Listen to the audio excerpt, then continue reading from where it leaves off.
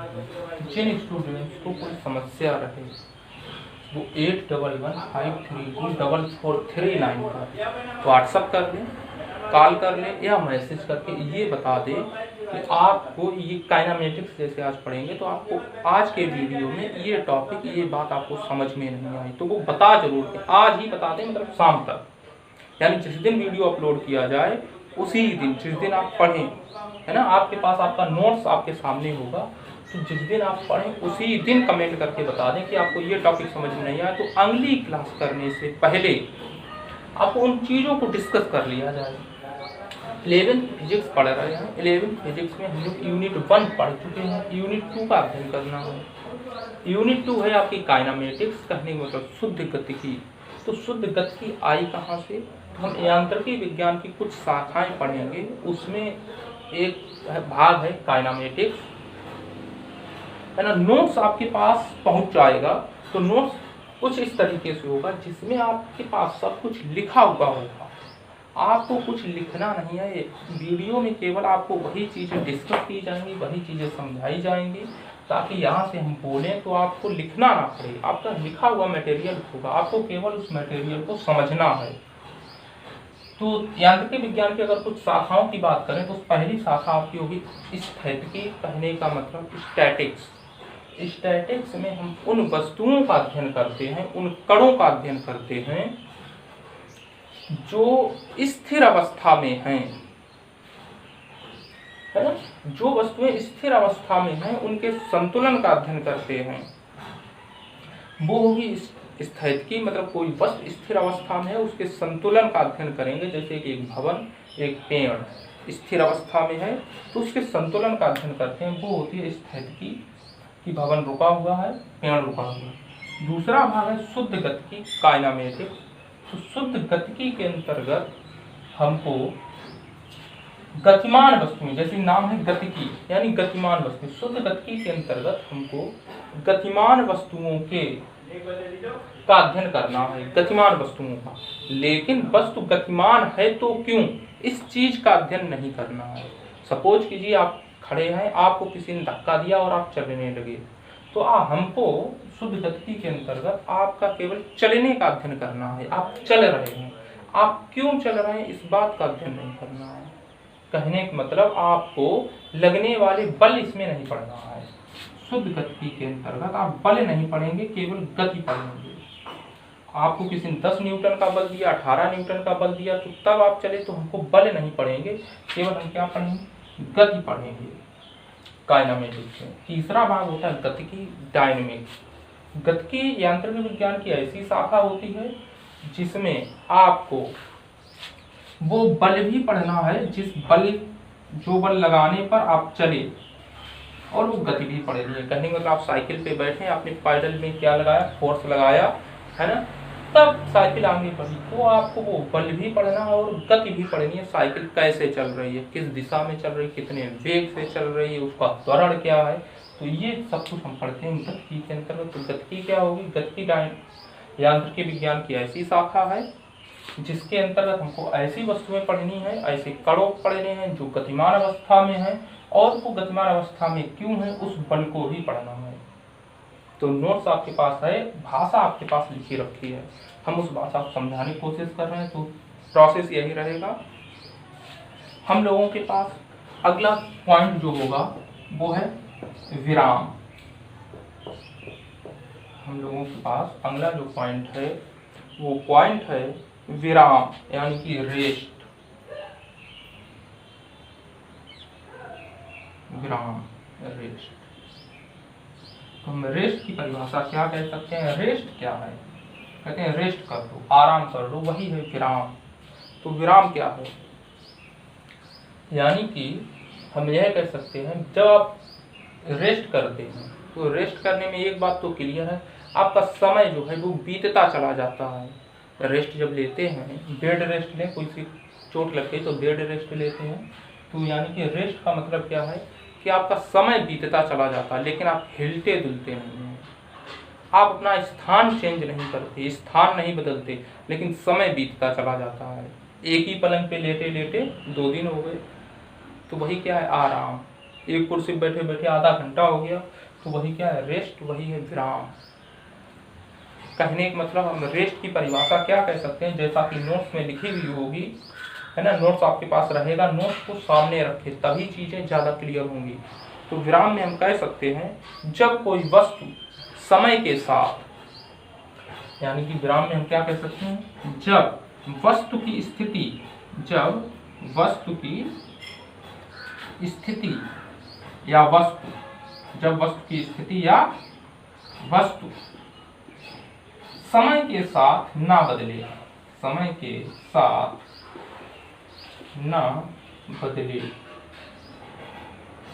जब वस्तु की स्थिति, इस पर फोकस करना, जब वस्तु की स्थिति या वस्तु, हमने वहां पर बात वस्तु भी कह दी है, तो नोट्स में आपकी सिर्फ वस्तु लिखा है, जब वस्तु समय के साथ ना बदले, तो वहां पर कर लीजिएगा जब वस्तु की स्थिति, ये एक अच्छा पॉइंट रहेगा, जब वस्तु की स्थिति या वस्तु समय के साथ ना बदले। यानी कि मान लीजिए कि आप एक कुर्सी पर बैठे हैं और आपको आधा घंटा हो गया, आप कुर्सी से हिले नहीं, यानी कि आप जो बैठे हैं या कोई किताब मेज पर रखी है, वो किताब इधर से उधर नहीं गई, समय के साथ अपनी स्थिति नहीं बदल रही है, 2 घंटे से वहीं रखी है, तो क्या होगी, विराम अवस्था में है। यानी कि जब वस्तु की स्थिति समय के साथ नहीं बदलती है तो ऐसी वस्तु को विराम अवस्था कहते हैं, ऐसी अवस्था को विराम अवस्था कहेंगे। वो वस्तु रेस्ट की अवस्था में है, विराम की अवस्था में काफी चीजें बोली जा सकती हैं। उदाहरण के लिए हम इसमें समझ सकते हैं पेड़, भवन, इस प्रकार की चीजें, पहाड़, पर्वत। तीसरा हमारे पास जो पॉइंट है, वो पॉइंट है हमारे पास गति, यानी कि मोशन, गति, मोशन।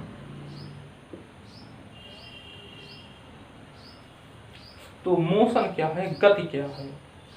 तो गति क्या है, आप चल रहे हैं, यहाँ से कहीं भी आप जा रहे हैं, पैदल जा रहे हैं, आप अपने घर से अपने मित्र के यहाँ जा रहे हैं, आपकी स्थिति बदल रही है, आप अगर चल रहे हैं, चलना ही एक प्रकार से क्या है, गति, है ना।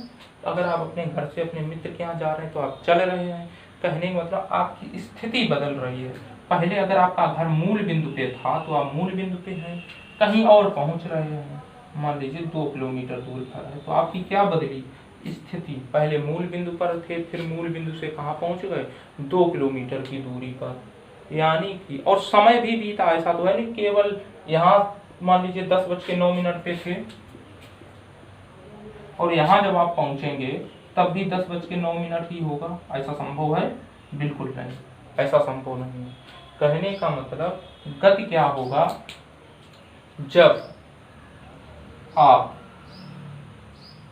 समय के साथ, यानी कि समय भी बढ़े और आपकी स्थिति बदले, जब समय के साथ वस्तु की स्थिति बदले तो वो वस्तु किस अवस्था में होगी, गतिमान अवस्था में होगी, या कह सकते वो वस्तु गति की अवस्था में है।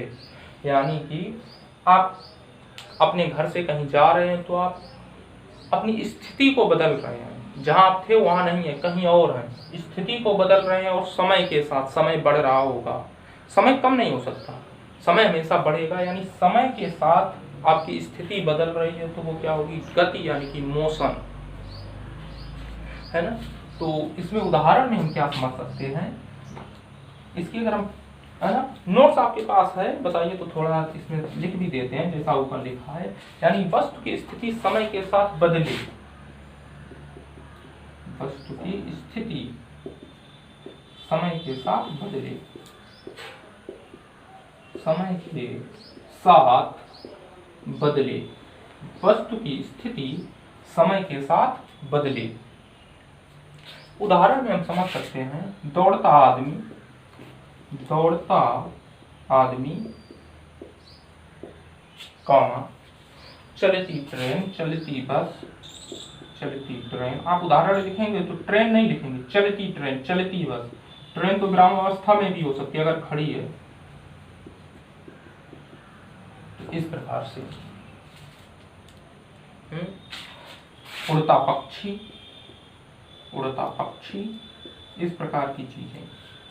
है ना। उदाहरण हमने जैसे दो ही दिए हैं, यहाँ पर वीडियो में हम आपको कई भी उदाहरण समझा दे रहे हैं। उड़ता पक्षी, प्लेन, सब कुछ क्या होंगे, गत की अवस्था में हैं। एक नोट पॉइंट आपके नोट्स में है, स्टार पॉइंट में बना है, देखें, गौर करें। स्टार पॉइंट में कुछ लिखा है, क्या लिखा है? स्टार पॉइंट में जो लिखा है वो यह लिखा है, संसार की कोई भी वस्तु ना तो निरपेक्ष विरामावस्था में है, ना ही निरपेक्ष गति की अवस्था में। हम इस बात को इस तरीके से समझ सकते हैं, संसार की कोई भी वस्तु पूर्णतः विराम अवस्था में नहीं है। जैसे कि पेड़ पूर्णतः विराम अवस्था में नहीं है, भवन पूर्णतः विराम अवस्था में नहीं है, देखने का नजरिया या चलती ट्रेन ये भी पूर्णतः गति की अवस्था में नहीं है। ना तो पेड़ विराम अवस्था में है पूरी तरीके से, ना भवन पूरी तरीके से विराम अवस्था में है, ना ही चलती हुई ट्रेन पूरी तरीके से गति की अवस्था में है। डिपेंड करता देख कैसे रहे हैं। देखने का नजरिया बताता पेड़ विराम अवस्था में है कि गति की अवस्था में। अगर हम यहीं से खड़े खड़े धरती से ही पेड़ को देखें तो पेड़ या भवन हमेशा विराम अवस्था में दिखेगा। चेक करिए, कभी भी पेड़ देखिए, पेड़ चलता हुआ नहीं दिखता। लेकिन अगर हम चंद्रमा से पृथ्वी को देखें तो जो पेड़ हैं, या सैटेलाइट से देखें, है ना, अगर सैटेलाइट एक जगह स्थिर हो, यानी उपग्रह, चंद्रमा भी उपग्रह है, तो जो वो चंद्रमा से अगर हम देखें, चंद्रमा से अगर हम देखें तो हम यह कह सकते हैं कि चंद्रमा से देखते वक्त पेड़, जब पृथ्वी घूम रही होती है तो पेड़ भी घूमते हुए नजर आएंगे। तो पेड़ क्या होगा इस बार गति की अवस्था में, भवन घूमता हुआ नजर आएगा चंद्रमा से देखने, तो भवन क्या होगा, गति की अवस्था में। अब बात कर लेते हैं ट्रेन की। तो ट्रेन चल रही है, फिर भी कभी कभी ट्रेन क्या होती है, विराम अवस्था में नजर आती है। वो है देखने का नजरिया। दोनों ट्रेनें एक साथ एक दिशा में जाएं, दो ट्रेनें हों, एक ट्रेन पर आप बैठे हैं और दोनों ट्रेनें एक साथ एक ही दिशा में जा रही हैं, एक इस रूट पे एक इस रूट पे। अगर दोनों ट्रेनें एक साथ जाएं और दोनों की चाल बराबर हो, तो आप जिस ट्रेन पर बैठे हैं उस ट्रेन से जब इस ट्रेन को देखेंगे, पहली वाली ट्रेन से जिस पे आप बैठे, उससे जब आप दूसरी ट्रेन देखेंगे तो वो ट्रेन क्या होगी, विराम अवस्था में नजर आएगी। ऐसा होता है, ऐसा लगता है ये तो चल ही नहीं रही है। कभी कभी आप गाड़ी से भी जाते हैं, 4 व्हीलर से, तो देखते हैं अगर दोनों कारों की चालें एक कार जो पीछे से आती है वो लगभग बराबर है, जबकि वो बहुत तेजी से चल रही है। मान लीजिए आपकी कार 100 से चल रही है, आप जिस पे बैठे हैं, और दूसरी कार आई, उसकी चाल 105 किलोमीटर प्रति आवर है। जब ये क्रॉस करती है तो आपको लगता है लगभग ये इसकी चाल तो बहुत कम है, ये तो नहीं, बिल्कुल धीरे धीरे चल रही है।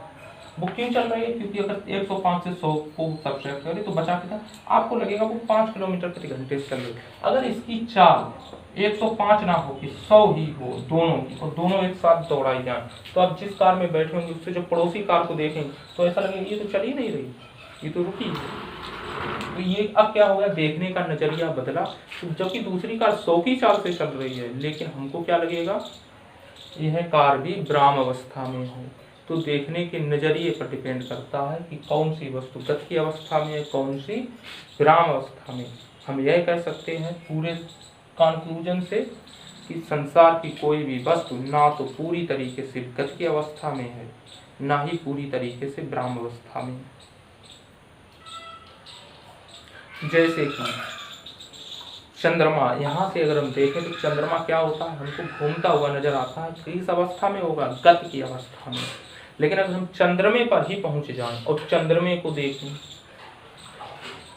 तो वो विराम अवस्था में नजर आएगा। जैसे पृथ्वी तो घूमती है, लेकिन हम पृथ्वी को देखें तो विराम अवस्था में है, जबकि पृथ्वी हकीकत में क्या है, गति की अवस्था में, है ना। चंद्रमे पर जो है वो कहेगा पृथ्वी गति की अवस्था में, आप कहेंगे नहीं पृथ्वी विराम अवस्था में है। बात समझ में आ गई होगी। तीसरा हमारे पास जो अगला टॉपिक है वो है निर्देश तंत्र।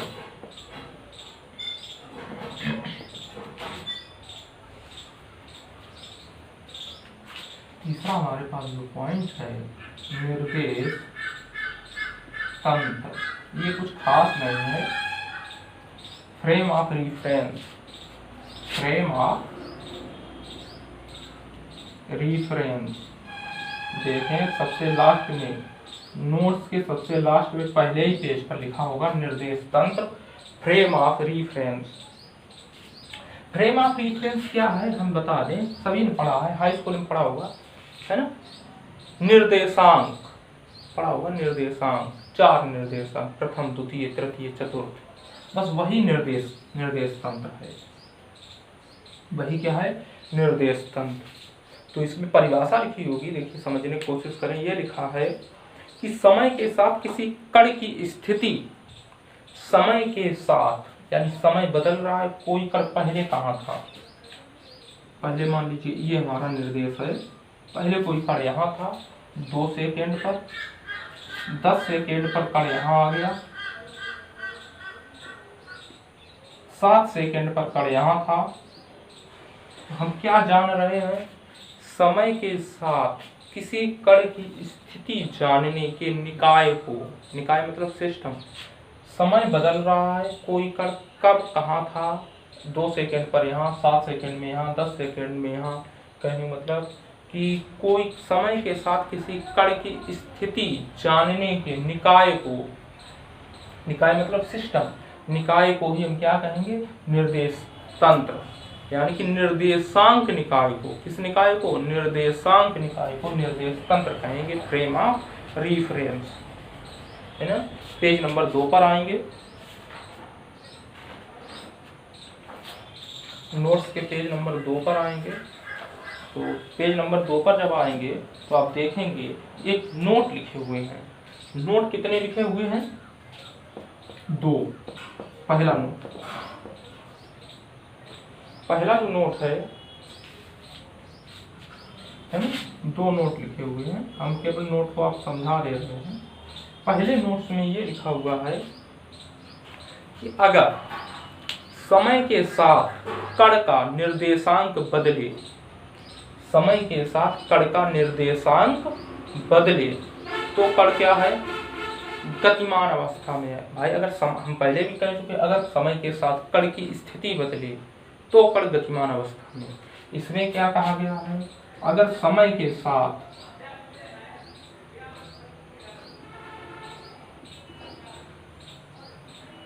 इसे मान लेते हैं x, यानी कि दूरी, ये दूरी को दिखाएगा और ये समय को दिखाएगा, यानी समय के साथ अगर कण के निर्देशांक बदले, मान लीजिए पहले कण यहाँ था तो ये कौन सा स्थान होगा, 1,1, 2 जब समय हुआ तो यहाँ कितना आ गया, 2,2, कुछ भी जहाँ मन हो वहाँ लिख सकते हैं। तो हम क्या कह रहे हैं, यदि समय के साथ समय बदला, समय का है कितना, देखिए यहाँ देखें तो 1 सेकेंड में दूरी 1 मीटर, 2 सेकेंड में दूरी 2 मीटर।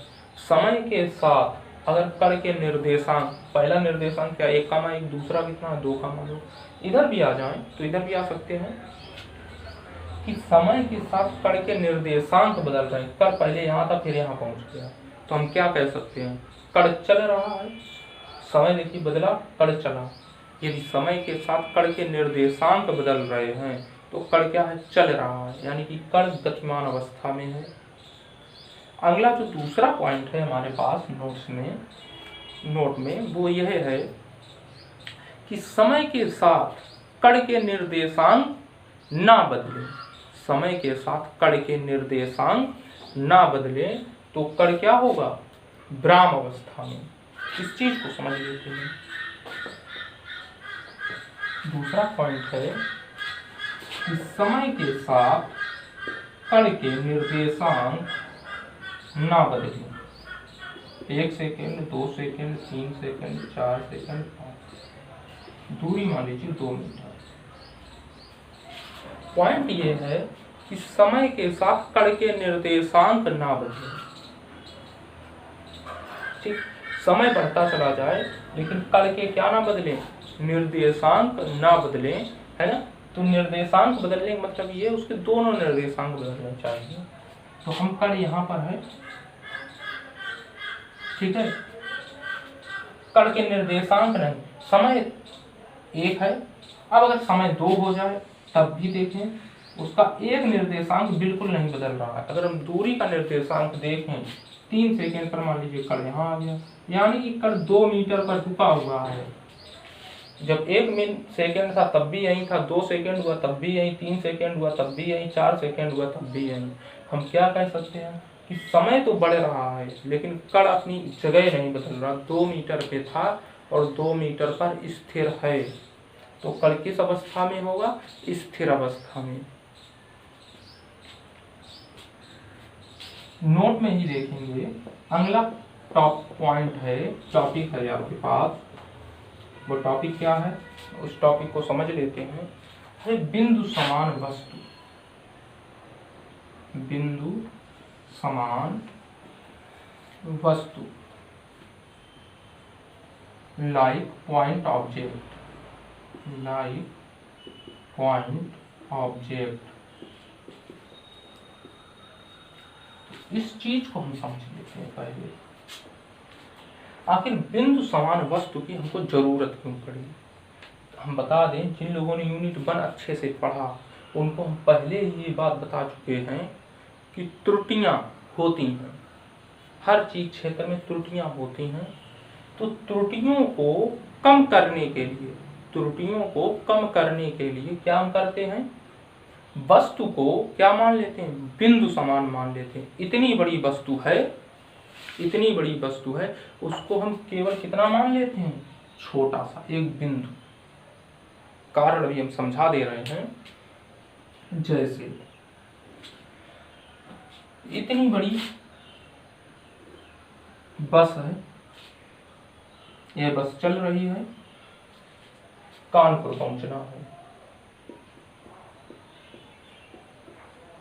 तो बस जो चलती है तो हम बस की चाल निकालते हैं कि कानपुर से दूरी, मान लीजिए दूरी कितनी है? 100 किलोमीटर। ठीक, जब आप चाल इसमें निकालते हैं तो बताएं मुझे, दूरी आप 100 किलोमीटर ही लेते हैं कि बस की भी दूरी ले लेते हैं कि बस जो है वो 10 मीटर की है? आप मानिए बस जो हमारे पास है वो 10 मीटर की है, तो 10 मीटर की तो लगभग होती होगी, है ना? तो बस जो है 5 मान लेते हैं, 8 मान लेते, चलिए 10 मान लेते हैं, रोडवेज है ना? तो बस क्या, जब चाल निकालते हैं तो इसलिए 100 किलोमीटर ही लेते हैं कि ये बस की भी लंबाई ले लेते हैं? बस की लंबाई नहीं लेते ना। तो बस की लंबाई क्यों नहीं ली? क्योंकि हम जब कुछ कैलकुलेशन कर रहे होते हैं तो हमारा पॉइंट कहीं गड़बड़ ना हो। भाई 10 यहाँ से देखोगे तो 100 किलोमीटर, यहाँ से देखोगे तो 100 किलोमीटर और 1 मीटर, यहाँ से देखोगे तो 100 किलोमीटर 2 मीटर, यहाँ से देखोगे 100 किलोमीटर 5 मीटर, यहाँ से देखोगे 100 किलोमीटर 10 मीटर। तो हम कहाँ से ले लें? कभी क्लियर आएगा ही नहीं। कभी बस की लंबाई यहाँ से देखोगे तो पूरी 10 मीटर है, यहाँ से देखोगे तो 8 बची, यहाँ से देखोगे तो 2 बची, कहाँ से ले लें? पता नहीं। तो हम क्या करते हैं, बस को मान लेते हैं बिंदु समान और इस 10 मीटर को 0 मीटर में बदल दिया। बिंदु है बिंदु समान बस, इसलिए कि त्रुटियां ना हो। मोटरसाइकिल कितने चाल से चल रही, कैसे निकालते हो? घर से कहीं जाओगे तो दूरी पता चल गई, चाल से भाग दे दिया, पता चल जाएगा कितना समय लगा, या कितना समय लगा तो हम चाल पता कर लेंगे, चाल बराबर दूरी बटे समय। तो क्या मोटरसाइकिल की भी लंबाई ले लेते हो 2 मीटर, मोटरसाइकिल की लंबाई छोड़ देते हैं। तो वही क्या है, वस्तुओं को बिंदु समान मान लेते हैं। जैसे पृथ्वी की हम चाल निकालें, पृथ्वी कितने तेजी से सूर्य के चारों ओर घूम रही है, तो क्या हम पृथ्वी की लंबाई भी ले लेते हैं? नहीं। जब सूर्य से देखते हैं तो पृथ्वी, जैसे यहाँ से देखें तो सूर्य कितना बड़ा दिखाई देता है, जबकि सूर्य काफी बड़ा है, लगभग 111-13 गुना बड़ा है पृथ्वी के अपेक्षा, है ना? तो तब सूर्य इतना बड़ा दिखाई देता है। अगर हम सूर्य से ही पृथ्वी को देखें, हालांकि संभव नहीं है, सूर्य पे पहुंचना संभव नहीं है, तो हम अगर सूर्य से ही पृथ्वी को देखें तो पृथ्वी तो बिल्कुल इतनी बड़ी दिखाई देगी। और उसी से कैलकुलेशन करते हैं कि सूर्य इतना बड़ा दिखाई देता है कब, जब वो सूर्य पृथ्वी से 13 गुना बड़ा है, यानी पृथ्वी जो सूर्य से दिखाई देगी वो 13 गुना छोटी दिखाई देगी, है ना? तो सूर्य इतना बड़ा दिखाई देता है तो पृथ्वी तो इतनी बड़ी दिखाई देगी। तो किस समान दिखाई दे रही? बिंदु के समान, ताकि त्रुटियां ना हो। पृथ्वी तो बड़ी है, ऐसे निकालोगे तो त्रुटियां आएंगी, और अगर बिंदु समान मान लिया तो त्रुटियां नहीं आएंगी। त्रुटियों को खत्म करने के लिए ही हमको पढ़ना पड़ा बिंदु समान वस्तु। कोई वस्तु बहुत बड़ी होगी उसको हम क्या मान लेंगे, एक छोटी सी वस्तु मान लेंगे, ठीक है, एक बिंदु मान लेंगे। है ना। जैसे कोई ये कहे आपका घर कानपुर से कितनी दूर है, आपने कहा 100 किलोमीटर, तो आपका जो घर है वो बताइए ये वाला हिस्सा घर का कि ये वाला हिस्सा, कौन सा हिस्सा 100 किलोमीटर की दूरी पे है, क्लियर करिए। तो पूरे घर को क्या मान लिया, एक बिंदु मान लिया, यहाँ से 100 किलोमीटर है बिंदु से, बस इस दीवार से 100 किलोमीटर है कि उस दीवार से 100 किलोमीटर, किस दीवार से पता नहीं, तो क्या मान लेते हैं कि एक बिंदु है वहां से 100 किलोमीटर है, तो वस्तुओं को बिंदु समान मानना पड़ेगा, है ना। तो लिखा होगा इसमें पढ़े, जब वस्तु का आकार वस्तु द्वारा निश्चित समय में तय की गई दूरी की अपेक्षा बहुत छोटा होता है, यानी कि जो वस्तु का आकार है इतना बड़ा, मान लीजिए आकार है 20 मीटर और दूरी है 20 किलोमीटर, तो दूरी की अपेक्षा आकार क्या है, छोटा है, तो इस वस्तु को बिंदु समान मान लीजिए, त्रुटियां नहीं आएंगी। उदाहरण लिखा होगा, सूर्य के परितः पृथ्वी बिंदु समान है, सूर्य से देखो पृथ्वी बिंदु समान दिखेगी, त्रुटियां नहीं आएंगी, नहीं तो पृथ्वी तो काफी बड़ी है। तो लगभग 12,756 है ना, दिखाया है, एक बार कैलकुलेट करवा चुके हैं किलोमीटर। और दूसरा क्या है, कार द्वारा तय दूरी में, कार चल रही, कार यहाँ से दिल्ली गई, जब कार दिल्ली जाती है तो पता चलता है दिल्ली इतनी दूर है, 412 किलोमीटर है, 358 जितना ही होगा, तो क्या कार की लंबाई लेते हैं, नहीं, कार द्वारा तय की गई दूरी में कार बिंदु समान है। ठीक, एक नोट होगा, पॉइंट नोट करके लिखा है नोट्स में, देखें बिल्कुल बीच में, नोट्स के पेज नंबर 2 के बिल्कुल बीच में लिखा होगा, नोट, निर्देश तंत्र में बिंदु समान वस्तु की गति 3 प्रकार की होती है। जो हम लोग निर्देश तंत्र पढ़ रहे थे, निर्देश तंत्र, इसमें गतियां कितने प्रकार की होती हैं, 3 प्रकार की होती हैं, पहला, दूसरा और तीसरा।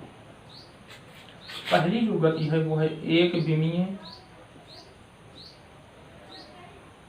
गति, दूसरा जो है द्विविमीय गति,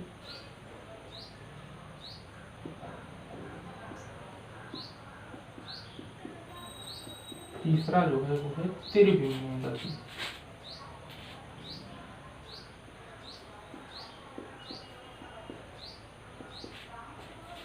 ठीक, एक विमीय गति, द्विविमीय गति और 3 विमीय।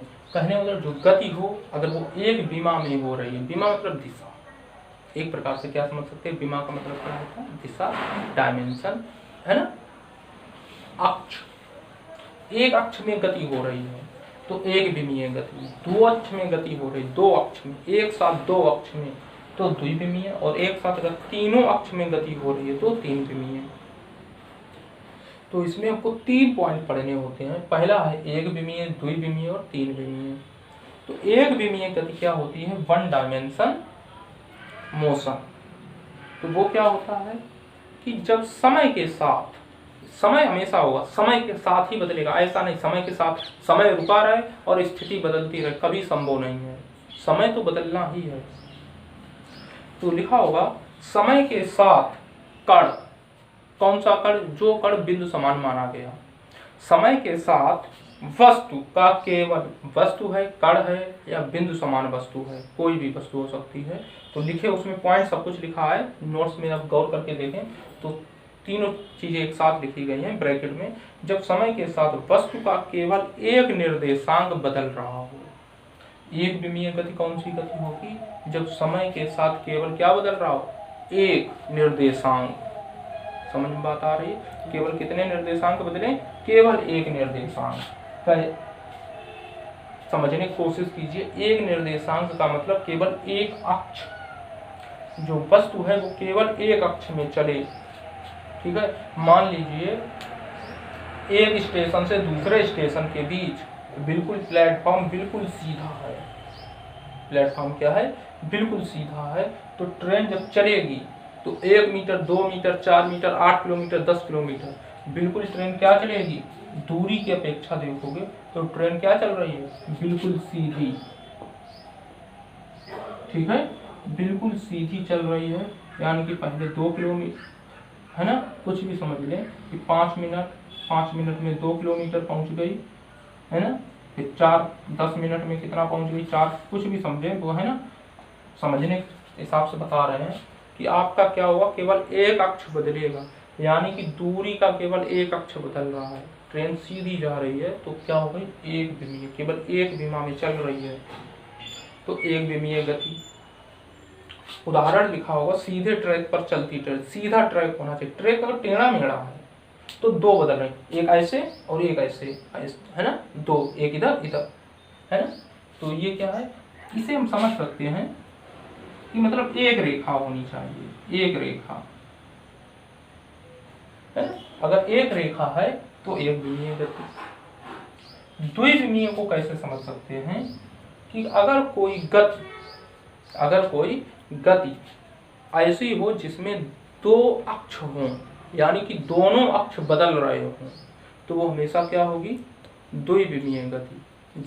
उदाहरण के हिसाब से समझे, ये क्या है, बोर्ड, समतल, क्या है, समतल, 2 अक्ष हैं, एक्स अक्ष और वाई अक्ष, ये वाला तो जेड अक्ष होगा, जानते हैं ना कि ये एक्स अक्ष, ये वाई अक्ष, ये जेड है, तो जेड तो इसमें बन नहीं सकता।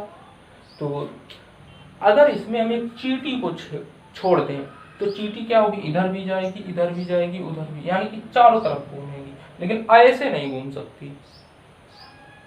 समझने की कोशिश करें, द्विविमीय गति में केवल 2 अक्ष बदलेंगे। अगर कोई वस्तु समतल पर चल रही है, कोई इंसान, कोई व्यक्ति, है ना, कोई चींटी, और अच्छा उदाहरण समझे तो सर्प, सांप को देखें, जब सांप चलता है तो इधर भी जाएगा, इधर भी जाएगा, देखिए 2 अक्ष बदलेंगे, ऐसा नहीं कि ऐसे चलने लगे, बोर्ड पे चल रहा है तो ऐसा चलने लगे, ऐसा नहीं चल पाएगा।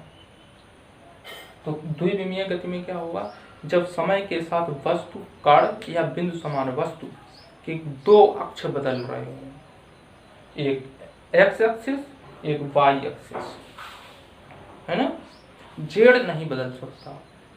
कहने का मतलब हम समतल में तीनों अक्ष नहीं दिखा सकते, है ना, सिर्फ दिखा सकते हैं, लाइन ऐसे कर लेते हैं, लेकिन वो लाइन होती कैसे, ऐसे, है ना, इधर को होगी।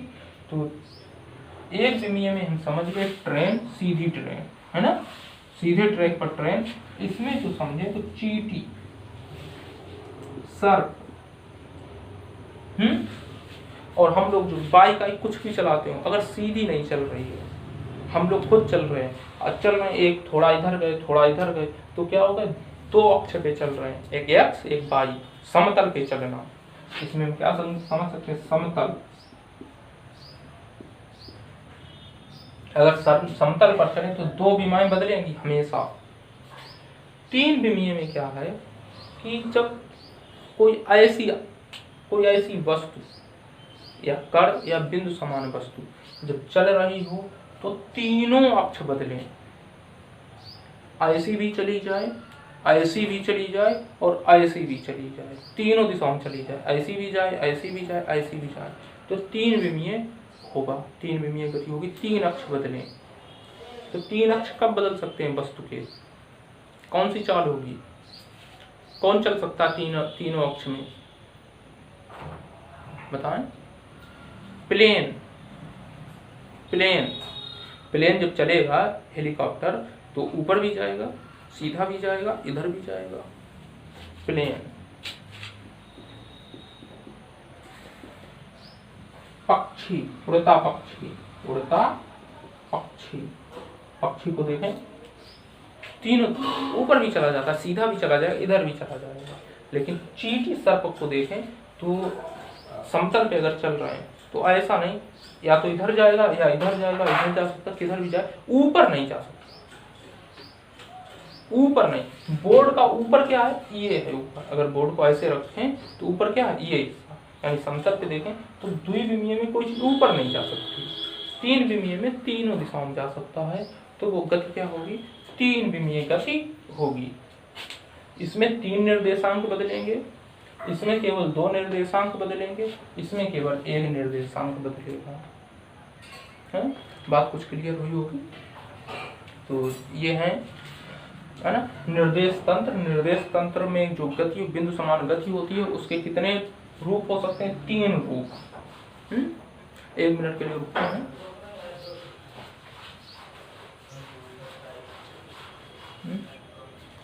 पहली क्लास है, पहली क्लास को इतना ही रखते हैं। अगली क्लास से थोड़े वीडियो को और बढ़ाएंगे।